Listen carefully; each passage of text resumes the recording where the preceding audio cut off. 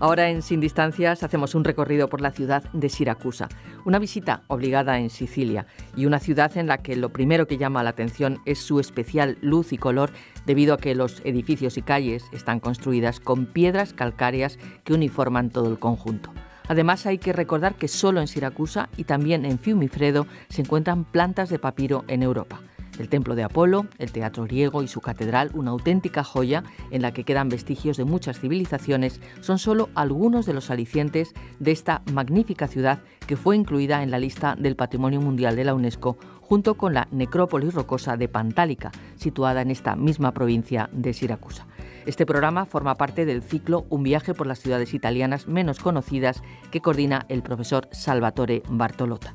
De nuevo nos acompañan las profesoras Angélica Giordano y María Gracia Moreno. Son profesoras asociadas del área de Filología Italiana del Departamento de Filologías Extranjeras de la UNED. En su compañía haremos un recorrido turístico por esta ciudad, Siracusa, entre mitología e historia, un tesoro de la antigüedad griega en Italia. Bienvenidas a nuestro programa. Buenos días. Bien, muchas gracias, Muchas Isabel. gracias, Isabel. Encantadas. Siracusa es un lugar precioso e inolvidable que Cicerón definió como la más bella ciudad de la Magna Grecia. Actualmente conserva huellas de la historia a partir de la época griega hasta el periodo del Renacimiento y del Barroco. Por esta razón fue declarada Patrimonio de la Humanidad en el año 2005. La ciudad surge en el marco incomparable de un puerto natural cerrado a levante por la isla de Ortigia y a la espalda por el altiplano de Epípoli. Para conocer mejor Siracusa, vamos a empezar hablando de su historia. Angélica Giordano. Sí, bueno, en realidad es una ciudad muy antigua, con una historia variada e impresionante, de la que están orgullosos casi todos los siracusanos, por supuesto. Empezaré hablando de su fundación en el año 734 a.C. por colonos corintios. Su nombre deriva de Siraca, que realmente significa abundancia de agua, debido a los numerosos canales y a la zona pantanosa de la ciudad. Durante el periodo griego alcanzó su máximo esplendor. Hoy en día hay varios testimonios históricos de esta era. Está la fuente Aretusa de Ortilla, el teatro griego, el acueducto de Galermi, la oreja de Dionisio y el ara de Hierón, por nombrar algunos, pero también los templos griegos de Apolo y de Zeus. Yo quería agregar que el poder de la polis griega de Siracusa se extendió al Adriático, con varias colonias siracusanas, y gozó de un periodo de bienestar económico y cultural, comparable a Atenas y Alejandría. Puntualizo también que hay varias teorías sobre el nombre, además de la que has hablado, que parece ser la más fiable. Algunos afirman que el nombre proviene del dialecto fenicio sur, que significa rock, y aco, que significa caliente. Otros sostienen que, siempre hablando de la lengua fenicia, la palabra se refiere a la presencia de gaviotas en el islote. Y por último, parece que el nombre podría derivar de la palabra griega Sirakusai. El nombre Ortigia significa, en cambio, isla de las codornices, de Ortix. Efectivamente, bueno, continuando con la historia, su esplendor duró hasta la conquista romana en el año 212 a.C. De hecho, los romanos oscurecieron la importancia de la ciudad, pero a pesar de esto, hoy quedan restos notables de la época, desde el anfiteatro romano hasta el gimnasio y las catacumbas. Pero a partir de entonces inició su decadencia, siendo conquistada en los siglos sucesivos por árabes, bizantinos, normandos y suevos, y en el siglo XVI por los aragoneses.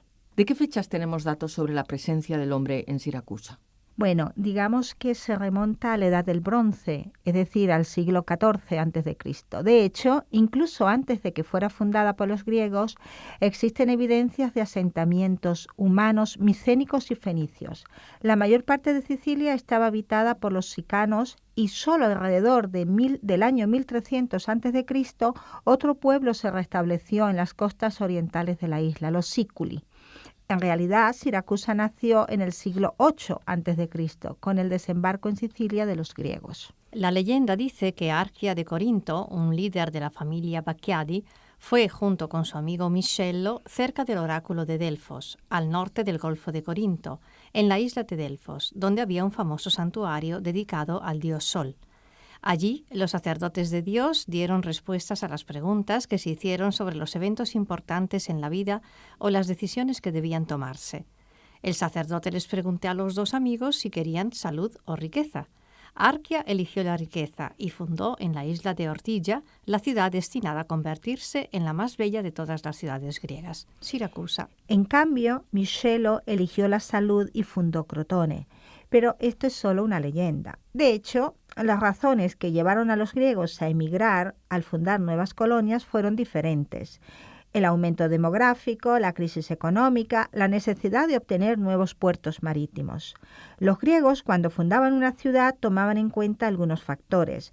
Por ejemplo, la disponibilidad de agua, la posibilidad de defender el lugar, la proximidad de un río que permitiera el comercio con los pueblos vecinos, puertos seguros y controlables, entre otras muchas cosas. Ortigia tenía todas estas características. Con el asentamiento de los griegos, los nativos se mudaron al valle de Anapo e inmediatamente construyeron los templos en honor de los dioses.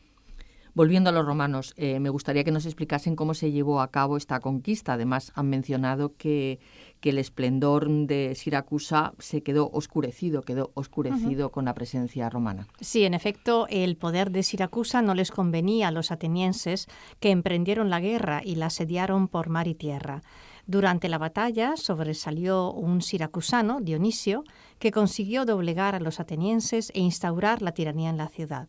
A pesar de ser un tirano muy cruel, hizo de Siracusa una ciudad mucho más grande y poderosa. Cuando murió, en el año 367 a.C., lo sucedió su hijo, Dionisio el Joven, que llegó a ser incluso más cruel que su padre. Es cierto, y su tiranía causó muchos conflictos internos que llevaron a los siracusanos, cansados de la opresión, a pedir ayuda a los corintios. Estos enviaron a Timoleonte, quien consiguió instaurar la paz al final. Pero cuando murió, otro tirano feroz tomó el poder, Agatocle, y permaneció en él durante 28 años. Era un hombre ambicioso, al que le encantaba rodearse de riqueza, aunque luchó contra los cartagineses y libró la guerra en África. Exacto. Su sucesor, Hierón II, se alió con los romanos y consiguió restaurar la paz durante un largo periodo de tiempo. Pero cuando murió, se rompió la alianza con los romanos y los siracusanos fueron asediados durante 2 años, resistiendo valientemente a los numerosos ataques. Hasta que, durante las celebraciones en honor a Diana, un español corrompido por los romanos, Merico, abrió las puertas de la ciudad, permitiendo que fuera conquistada. El poder de Siracusa llegó así a su fin en el año 213 a.C. Se considera que Siracusa es la primera ciudad del oeste con una comunidad cristiana. Bueno, digamos que después de los vándalos la conquistaron los bizantinos en el año 535 y con Constantino II la ciudad vive un periodo floreciente, convirtiéndose así en la sede imperial. Pero con sus sucesores una guerra civil pone fin al imperio bizantino. La llegada de los árabes en el año 878 sacude a la ciudad, causando alrededor de 5.000 víctimas, y una crisis política hará que la dominación árabe vuelva a ser reemplazada por la bizantina.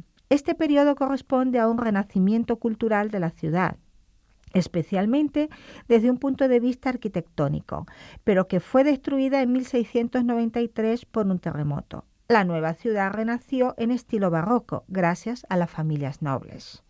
Quería agregar algo importante. Durante el gobierno de Augusto, Siracusa fue la sede de la primera iglesia cristiana. Alrededor del siglo III se construyeron los primeros cementerios cristianos, las catacumbas de San Giovanni. En Ortigia todavía es posible visitar algunas de las iglesias más antiguas construidas alrededor del siglo IV, como por ejemplo la iglesia de San Pietro. En la iglesia de San Martino, fundada alrededor del siglo VI, todavía se celebran misas. La patrona de la ciudad, Santa Lucia, vivió durante el imperio de Diocleciano y fue martirizada durante la persecución de los cristianos en el año 304. Finalmente, en el 313, con el edicto de Constantino, la persecución terminó y la religión cristiana pudo profesarse libremente en todo el imperio.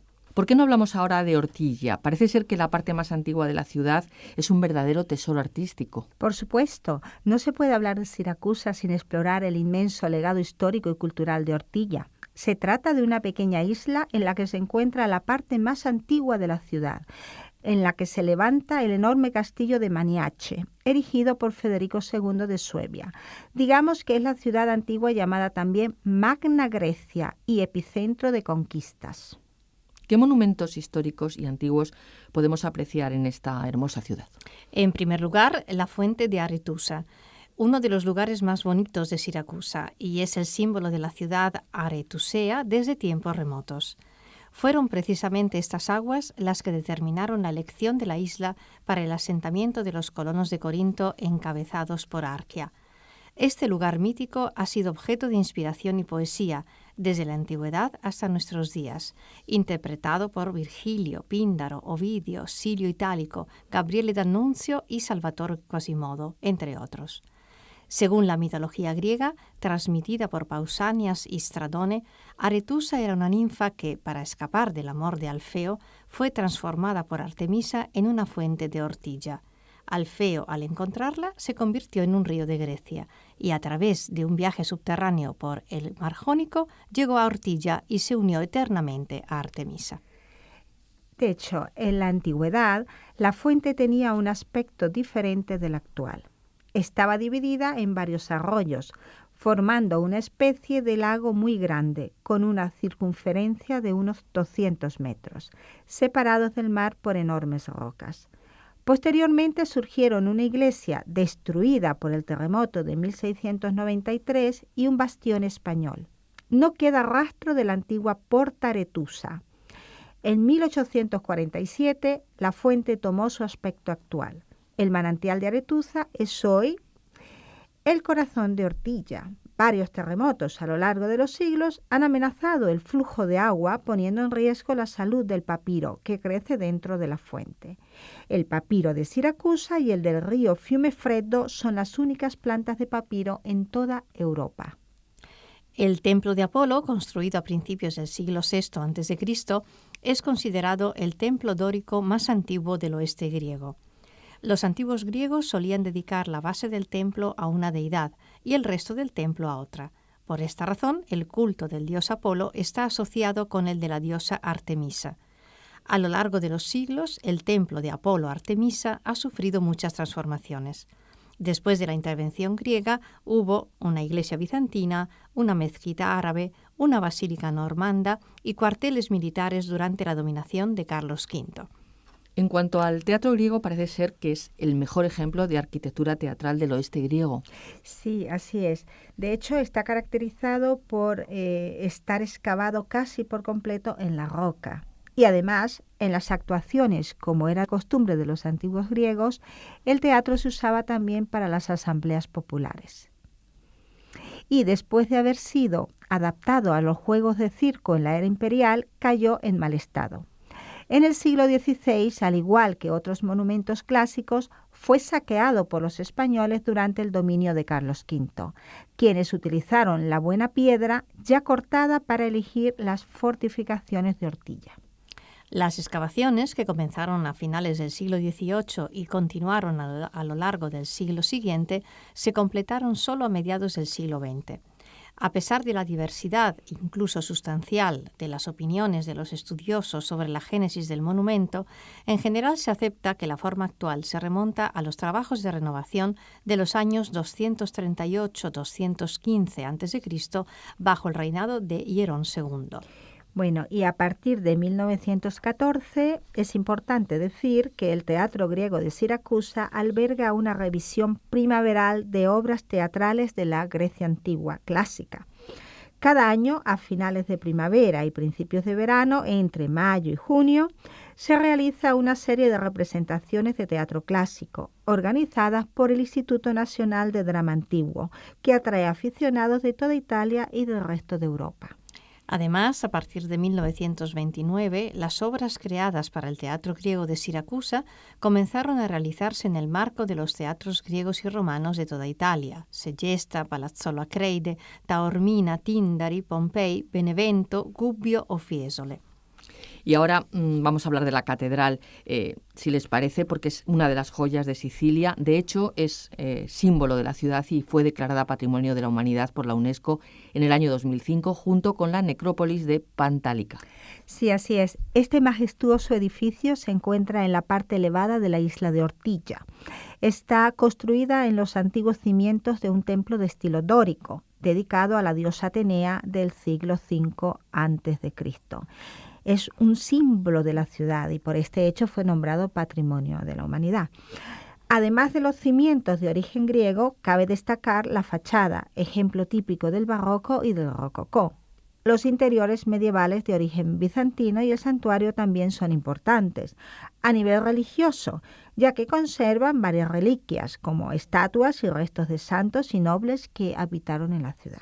La historia de la Catedral de Siracusa nació incluso antes del asentamiento griego. Se dice que aquí vivían los antiguos pueblos de las Síqueles. Se supone que los cimientos del antiguo templo dórico de Gelone se apoyaron en un edificio religioso de estilo jónico, de mano de obra mucho más antigua y rara. Después de la batalla de Himera, el tirano Gelone decidió celebrar la victoria sobre los cartagineses, construyendo sobre esos restos un templo en honor a la diosa de la sabiduría y la guerra, en el siglo V a.C. Hoy en día, algunas columnas del antiguo templo se mantienen dentro y fuera de la catedral. La fachada es la máxima representación del barroco de Siracusa. De particular valor son también las muchas capillas, como la de la Madonna de la Neve, del periodo normando, en el pasillo izquierdo. En el pasillo central, cerca de la capilla del baptisterio, se conservan los mosaicos bizantinos que decoraban el ábside y el baptisterio. También aquí hay una fuente bautismal de origen griego, colocada en un pedestal normando. A través de esta capilla también se puede acceder al Palacio del Arzobispo, anexo y construido cerca de la catedral. Además de estos monumentos antiguos y, como nos explican, de inigualable valor histórico, ¿qué más se puede visitar en la ciudad de Siracusa? Sí, la ciudad conserva en cada rincón los testimonios de sus antiguos vestigios. Estilo griego, romano y barroco se funden en un escenario irresistible que narra milenios de historia. Además de la catedral, se pueden visitar otras iglesias importantes, como la de San Juan de las Catacumbas, con la cripta de San Marciano, y la iglesia de Santa Lucia, con el cuadro de Caravaggio, Entierro de Santa Lucia, igualmente de enorme valor histórico y cultural. Otros ejemplos de la riqueza arquitectónica de Siracusa se pueden admirar en el Museo Arqueológico Regional Paolo Orsi, el mayor de Sicilia. Además, no hay que perderse en la punta de la isla de Ortigia una visita al castillo de Maniaci, notable ejemplo de arquitectura militar realizado por Federico II de Suevia en la primera mitad del siglo XIII. Y quien ama la naturaleza debe desplazarse cerca de Siracusa. En esta pequeña zona de la parte más meridional de Italia, convertida en un paraíso para los amantes del ambiente, donde existen 4 zonas protegidas: el Cañón de la Napo, la Cueva Grande de Cassibile y los pantanos de Vendicare. Y para relajarse en el mar, en los alrededores de Siracusa existen las localidades de vacaciones del Lido Arenella, Ognina y Fontana Bianca. Bien, pues hemos hablado hasta aquí de historia, de arte y de antigüedad, de las maravillas principales de la ciudad. Pero un viaje no se puede denominar como tal si no se degustan los sabores del lugar. Esto vale más aún cuando se visitan tierras en las que, como es el caso, la gastronomía es uno de los elementos centrales de su cultura.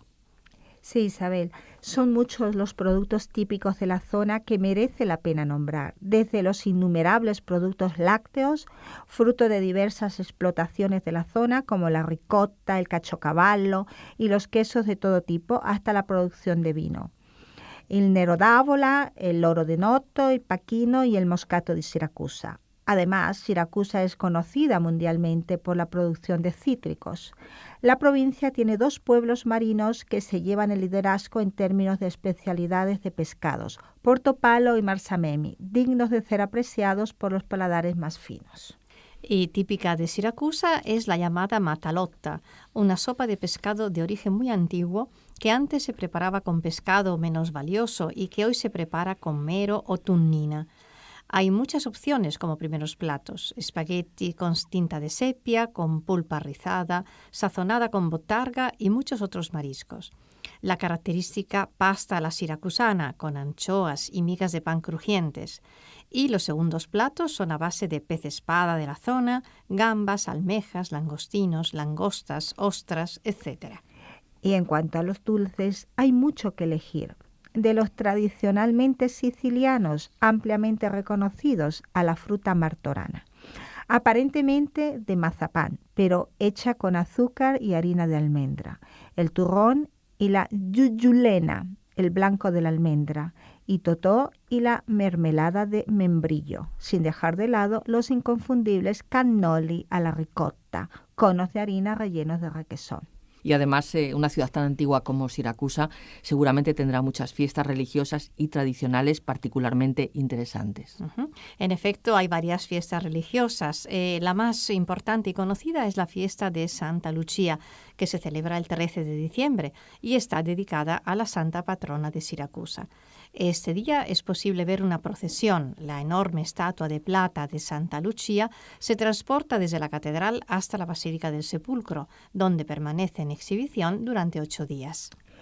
No olvidemos que Santa Lucia fue una mártir cristiana que padeció el martirio durante la persecución de Diocleciano. Es venerada en la Iglesia católica, ortodoxa y luterana. Lucia significa luz para el mundo. Fue educada en la fe cristiana, consagró su vida a Dios e hizo un voto de virginidad. Su madre, que estaba enferma, la comprometió a casarse con un joven pagano y ella, para librarse de ese compromiso, la persuadió para que fuese a rezar a la tumba de Águeda de Catania, a fin de curar su enfermedad. Como su madre sanó, Lucía le pidió que la liberara del compromiso, le dejara consagrar su vida a Dios y donara su fortuna a los más pobres. Su madre accedió, pero su pretendiente la acusó ante el precónsul Pascasio, debido a que era cristiana, en tiempos del emperador Diocleciano. Las consecuencias fueron la tortura y la decapitación. Es venerada como la patrona de la vista. Es interesante también, hablando de religión, recordar un hecho curioso relacionado con la fe religiosa. Se trata del santuario de la Madonna delle Lacrime, la Virgen de las Lágrimas, construido en memoria del desgarrador milagro de una efigie de yeso que representa al Inmaculado Corazón de María, colocado junto a la cama del matrimonio Iannuso, en su humilde hogar en Via degli Orti en Siracusa, en el año 1953. El santuario está construido en forma de lágrima y representa uno de los monumentos más modernos de la ciudad, en contraste con la arquitectura antigua que la caracteriza. Es otra iglesia digna de visitar. Para terminar, hay que recalcar que Siracusa también es la cuna de Arquímedes, el gran matemático y físico, considerado como uno de los grandes científicos de la historia de la humanidad. Sus contribuciones abarcan desde la geometría y la matemática hasta la hidrostática y la óptica mecánica. Sin duda, por todo lo que nos han contado nuestras invitadas, Siracusa es una ciudad que más tarde o más temprano todos tenemos que visitar. Hoy lo hemos hecho mentalmente con la ayuda de las profesoras de Filología Italiana de la UNED, Angélica Giordano y María Gracia Moreno. Gracias como siempre y hasta el próximo programa. Hasta el próximo. Gracias a ti, Isabel.